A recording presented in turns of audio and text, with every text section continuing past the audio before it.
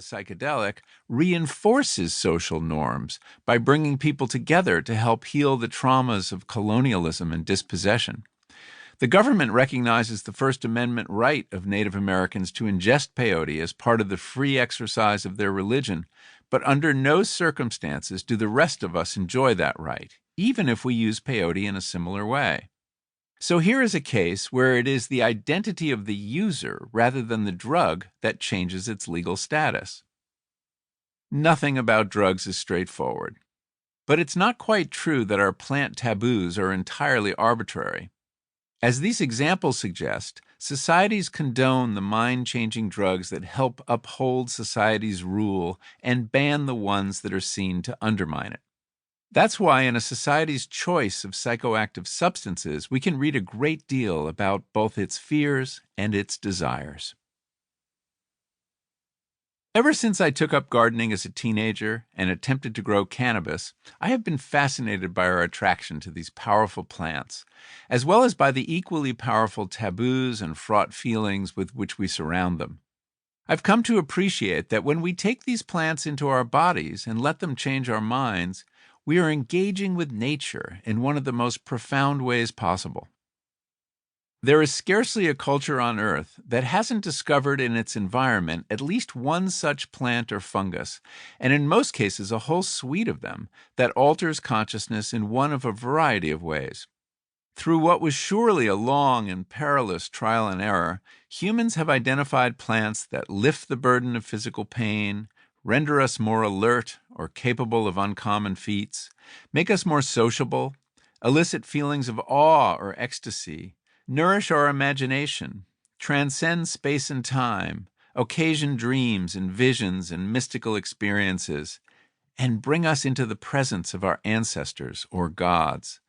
Evidently, normal, everyday consciousness is not enough for us humans. We seek to vary, intensify, and sometimes transcend it.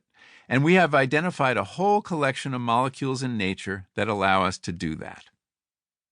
This Is Your Mind on Plants is a personal inquiry into three of those molecules and the remarkable plants that produce them: the morphine in the opium poppy, the caffeine in coffee and tea, and the mescaline produced by the peyote and San Pedro cactus.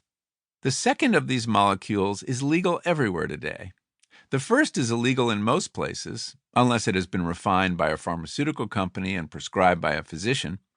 And the third is illegal in the United States unless you are a member of a Native American tribe. Each represents one of the three broad categories of psychoactive compounds: the downer, opium, the upper, caffeine, and what I think of as the outer, mescaline. Or, to put it a bit more scientifically, I profile here a sedative, a stimulant, and a hallucinogen.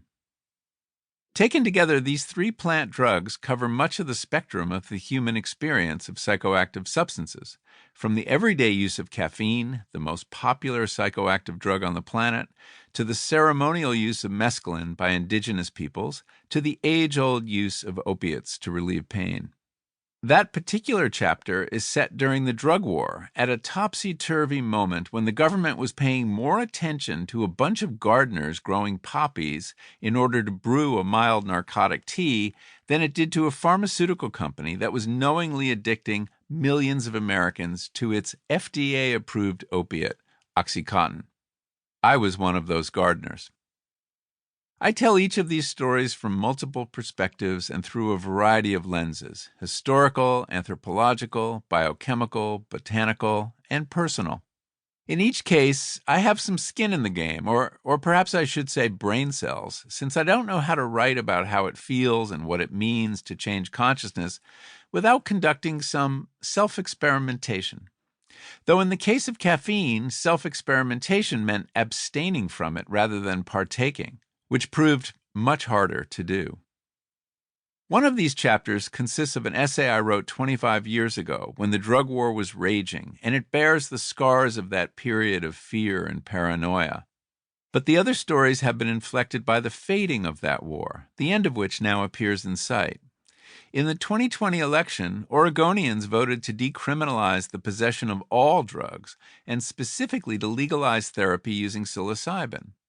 A ballot measure passed in Washington, D.C. calls for the decriminalization. To keep listening to this audiobook, I've left you a link in the description so you can do it at no cost thanks to Audible's 30-day free trial.